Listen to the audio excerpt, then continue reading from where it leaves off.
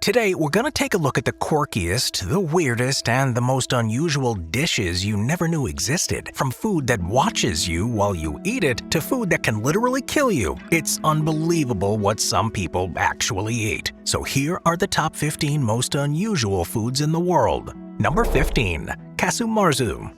Welcome to the wonderful world of casu marzu, a contentious cheese that's so controversial it's actually illegal in some places. Why? Because it's riddled with live insect larvae. Yep, this cheese contains the live larva of the cheese fly, or the Pyophila casei, as it's scientifically called. Apparently, the live insect larva plays a crucial role in the cheese's fermentation process. Now, the cheese itself comes from sheep's milk and is creamy, soft, and pliable. The texture is similar to other spreadable cheeses, namely brie or camembert.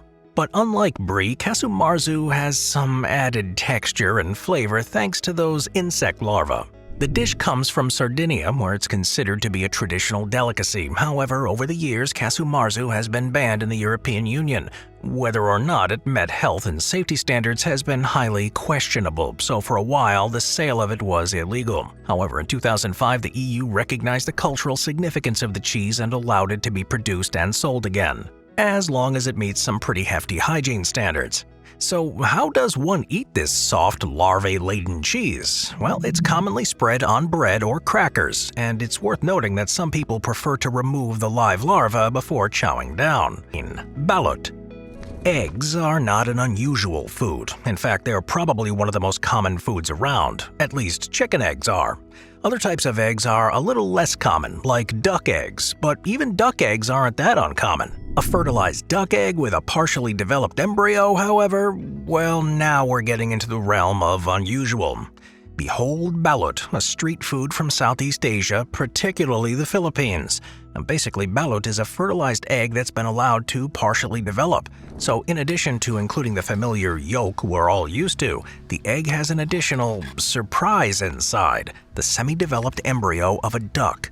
The age of balut varies, but the common is anywhere from 16 to 21 days. By this time, the embryo has developed distinct features like bones, a beak, and even feathers.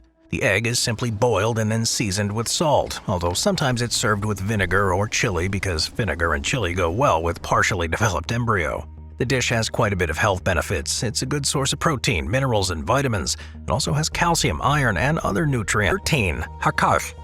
If you like the taste of fermented shark meat that smells like ammonia, then open wide for the impossible to pronounce hakkash. It's a traditional Icelandic food, and it's known for the weird way that it's prepared, as well as for its super strong odor. It's made from Greenland shark. Now, this Greenland shark can't be eaten fresh. This level of urea are too high for human consumption, so it is considered toxic. But instead of just accepting the fact that maybe we shouldn't eat this particular shark, someone found a way around the whole toxic thing. When the meat is fermented, it becomes safe for consumption. Now, the traditional method of preparing it involves burying the shark meat in a shallow pit or hole that's been dug into the ground. To compress the meat, stones are placed on top of it. Then the meat is left to ferment from anywhere from 6 to 12 weeks. Yummy! But that's not all. As a result of the fermentation process, it develops a strong ammonia-like odor. The odor is really pungent, and for those not used to it, it can be really off-putting. The smell, though, is the most distinctive characteristic of this unusual Icelandic delicacy. The flavor is fishy, very fishy, and because it's fermented, it's got a pretty unique texture too. It's been around for centuries in Iceland, and it started during a time when shark meat was fermented for preservation. Today, it's most often served as an appetizer or as a snack. It's not a food staple in Iceland, but more of a novelty, with its popularity steeped in its cultural significance. And of course, ammonia-scented fermented Greenland shark meat is an acquired taste. Number 12. Sanakji.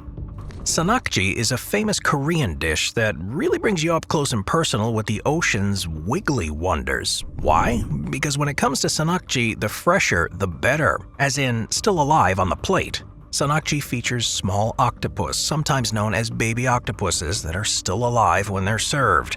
They don't stay alive for long though, because the chef comes by to prepare them. Chefs chop it into bite-sized pieces and then it's consumed immediately. And even though it's dead, it can still move around a bit due to nerves.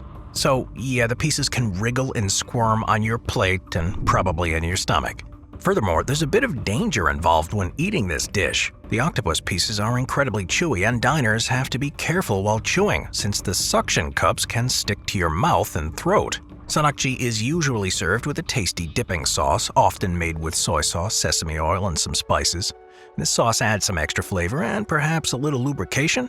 In any case, eating sanakji is a culinary experience best suited for those who want their food to move in their mouth, and for those who don't mind a little choking hazard with their meal, and for those who probably want to see their food slaughtered right before they eat it. And escamoles.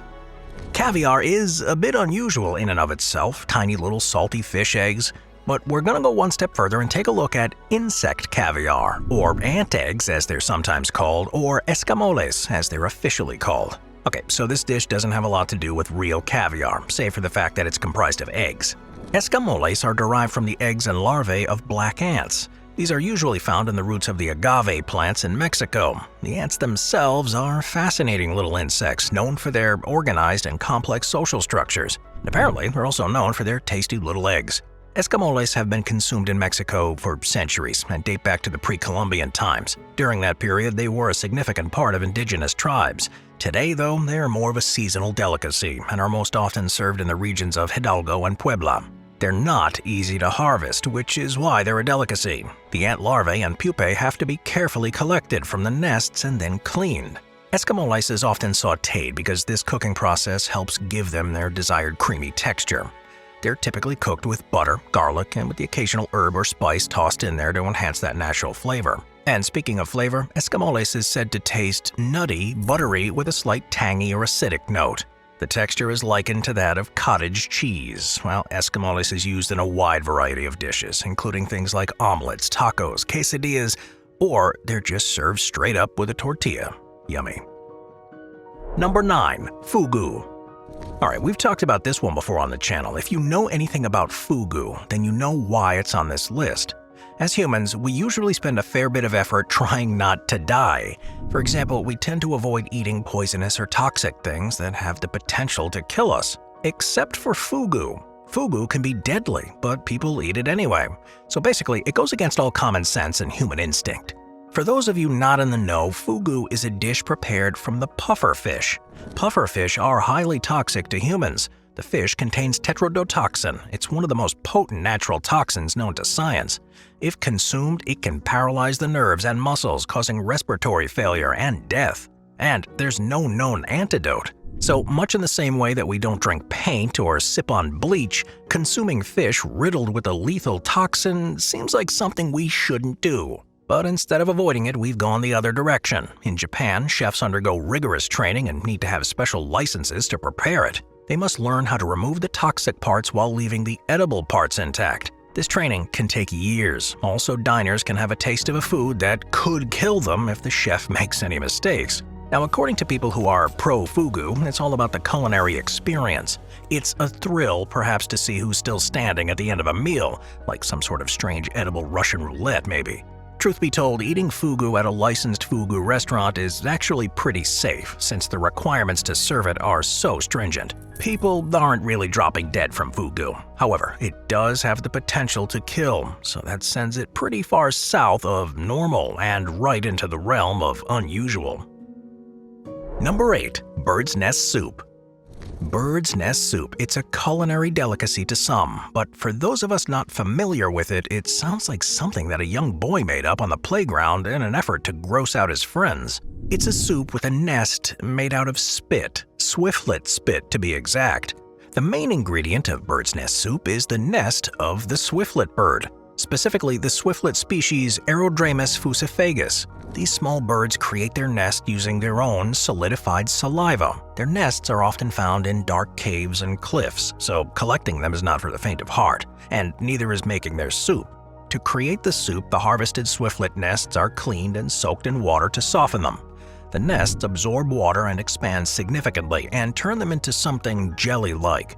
The softened nests are then simmered in chicken or other flavorful broths, resulting in a unique soup with a complex flavor profile. But it's really all about the texture. The softened swiftlet nests transform into a gelatinous consistency, giving the soup a unique mouthfeel. It really sounds like something you have to experience to really fully understand. As for the flavor, it's often described as subtle, with a hint of sweetness and a light savory undertone. It's not clear if that's what swiftlet spit tastes like or if the flavor comes solely from the other ingredients. In any case, bird's nest soup has a long history, dating back centuries in Chinese cuisine. It is highly prized, not just for its unique taste, but also for its supposed health benefits. In Chinese culture, this soup is believed to promote longevity, boost the immune system, and enhance skin complexion. But because the nests are really hard to collect, bird's nest soup is considered a luxury item that comes with a pretty hefty price tag. Moving on to number 7, durian. The durian is often called the king of fruit, although it should have the hashtag smelly and controversial. In fact, there's no other fruit on the planet that's caused quite a stir quite like the durian has. But before I get into what makes them unusual, let's get better acquainted with this crazy Asian fruit. First off, durians are pretty large and are round or oblong. They're heavy too, weighing in at around 7 pounds. That's where the king title comes in.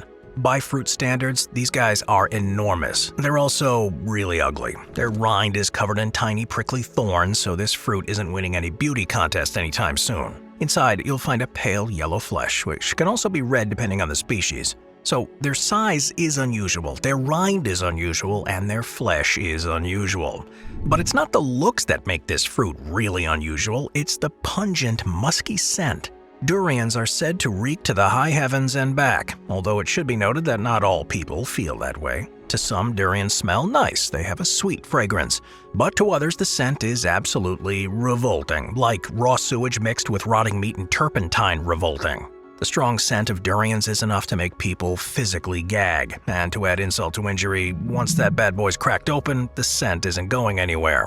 The smell of durians is known to linger, which is why eating them has actually been banned on public transportation and in hotels in some countries in Southeast Asia. Fruit doesn't usually get itself banned, so in and of itself it's pretty unusual.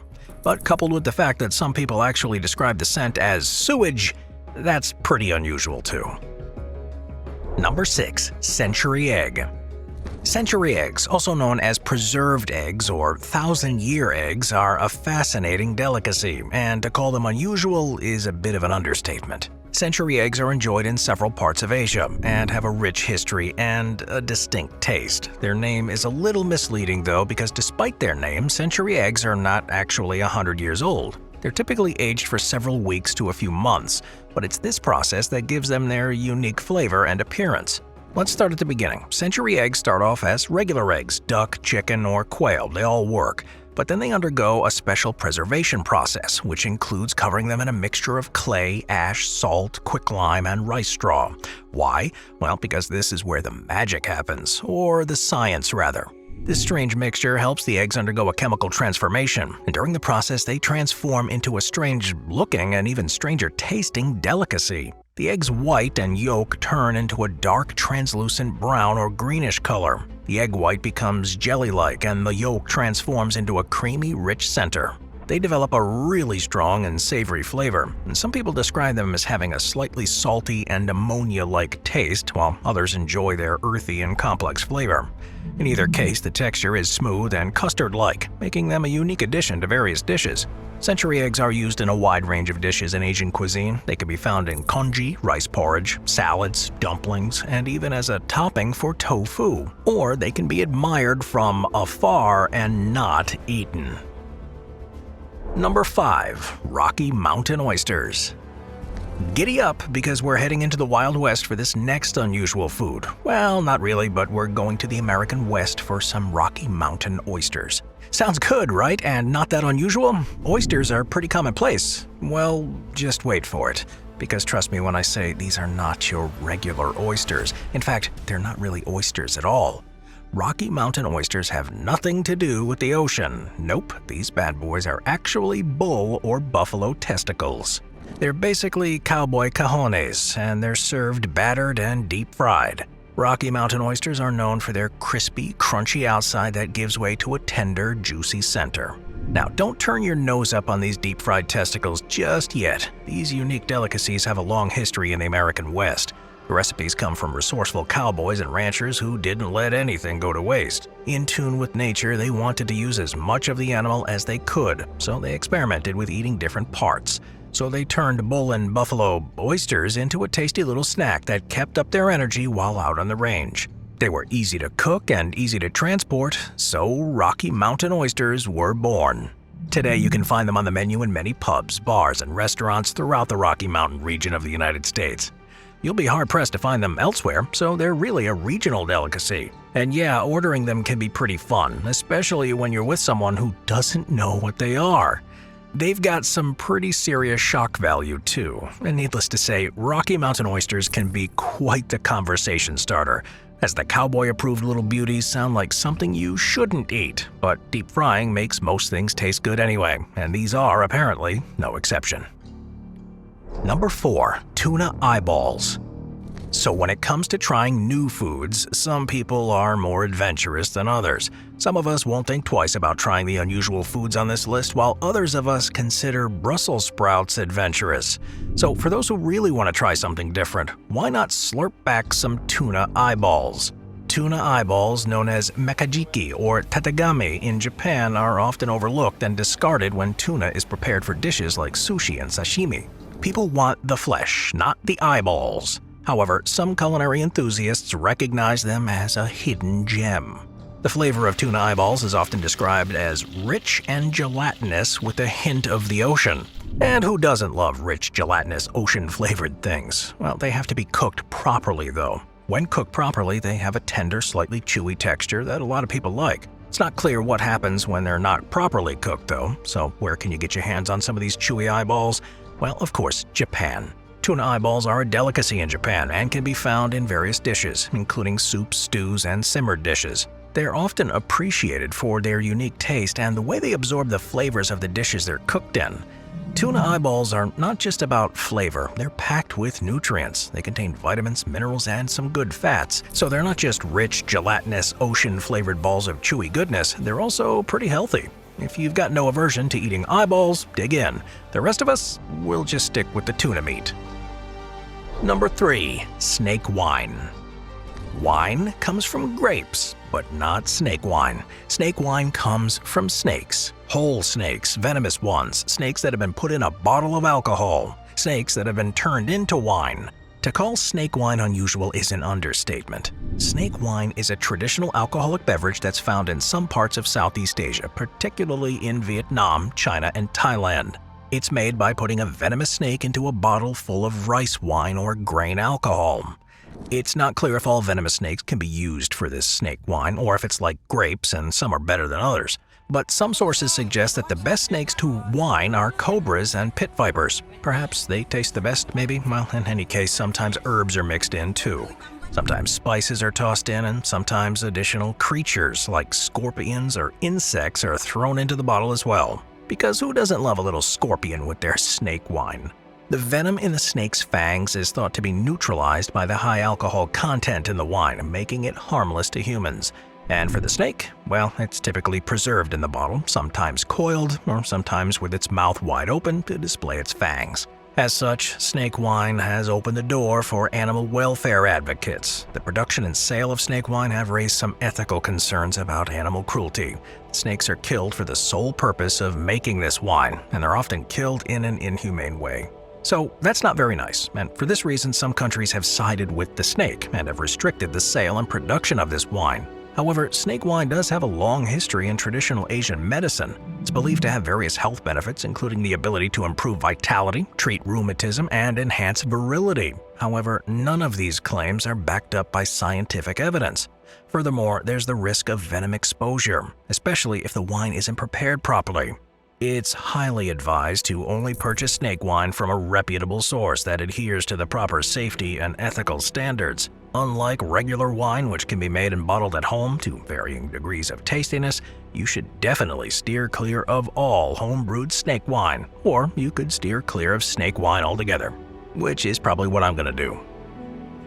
Number 2. Wasp crackers and other insects. Insects, yum! Am I right? Well, if that thought has you crawling away faster than an edible spider, Well, you might want to come back for a moment. Why? Because insects as a food source is quickly gaining ground. Let's start with one of the most popular insect snacks, though, and ease into the rest. Japanese wasp crackers, known as suzumebachi senbei or hebo senbei, are a unique snack that incorporates wasps into their ingredients.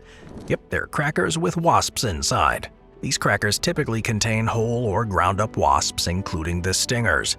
The wasps are usually mixed with rice or wheat flour to create the cracker dough.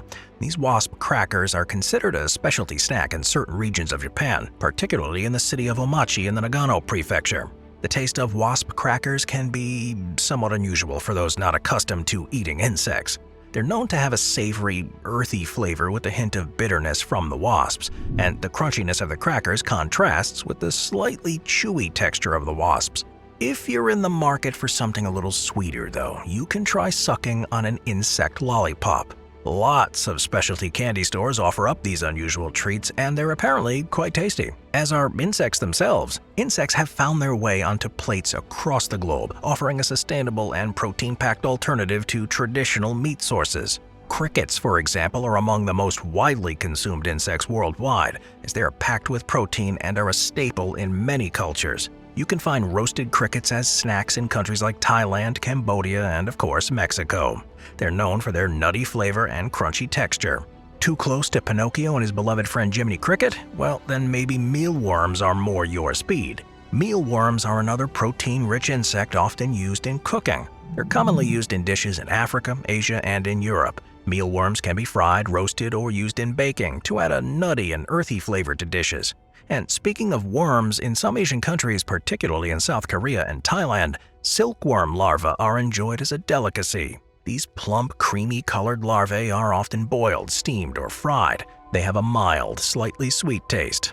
Another insect favorite are grasshoppers. Grasshoppers are popular in various cuisines around the world. In Africa, they are a common ingredient in dishes, while in Mexico, they're used in tacos and in snacks. Grasshoppers provide a crunchy texture and a slightly nutty flavor. And let's not forget about ants. Ants are used as a source of nutrition in parts of Africa and Southeast Asia. They can be added to soups, stews, or even used to make a tangy sauce. Ants offer a unique citrusy and sour flavor to dishes. Edible insects are not limited to one specific region. They're enjoyed in countries across Asia, Africa, Latin America, and even in parts of Europe. In recent years, they have also gained popularity in Western countries as a sustainable protein source. One of the key reasons for the rise of insect consumption is their sustainability. They're also rich in essential nutrients like protein, fiber, vitamins, and minerals. And as our world faces sustainability challenges, edible insects offer a promising solution. They provide an eco-friendly, nutritious, and culturally diverse source of food that changes our perception of what's edible and nourishing. They might be unusual today, but they're crawling, buzzing, and hopping their way into mainstream menus all over the world. Number 1. Ikizukuri. Most people want their food to be dead before they eat it, but killing it before it's served goes against everything that is the unusual, the strange, and the somewhat questionable food dish of ikizukuri. The word ikizukuri means prepared alive, so let me be very clear here. This dish is served and eaten while the creature is still alive. Now, it can be made from a variety of sea animals, but the most popular is fish. Shrimp, lobster, and octopus, though, can sometimes make an appearance in this dish. The way it works, according to sources, is that customers choose their sea creature from a large tank in the restaurant. The chef then prepares the dish. The most popular way to serve it is to have the meat filleted and presented on top of the body of the creature. The head is usually left whole and used as the centerpiece of the dish. And since the creature is still alive, you can literally look into its eyes as you eat it. For fish, the creature is left pretty much intact, with only a bit of flesh filleted off. So the heart is still beating while you eat its body. Ikizukuri is usually only found in high-end restaurants, since it requires a highly skilled chef to properly prepare it.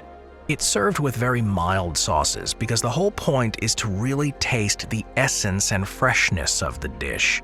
Nothing should overwhelm the true flavor of the creature you're eating piece by piece while its eyes look pleadingly into yours, asking you to stop its beating heart.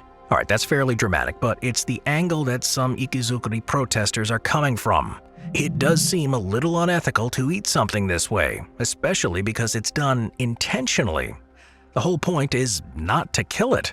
At least, that's what the customer is led to believe. In most cases, the creature is actually dead. It's just flinching or squirming because its nervous system is in the process of shutting down. The creature isn't really suffering. It's all a spectacle, a thrilling experience for those who want to indulge in something a little more shocking than the plain old dead meat for dinner. However, it's still protested since the creature is sometimes still alive.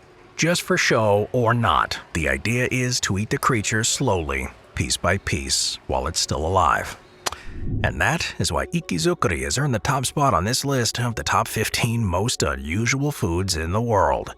I'm gonna go get a snack. I'll see you guys next time. Thank you to our channel members.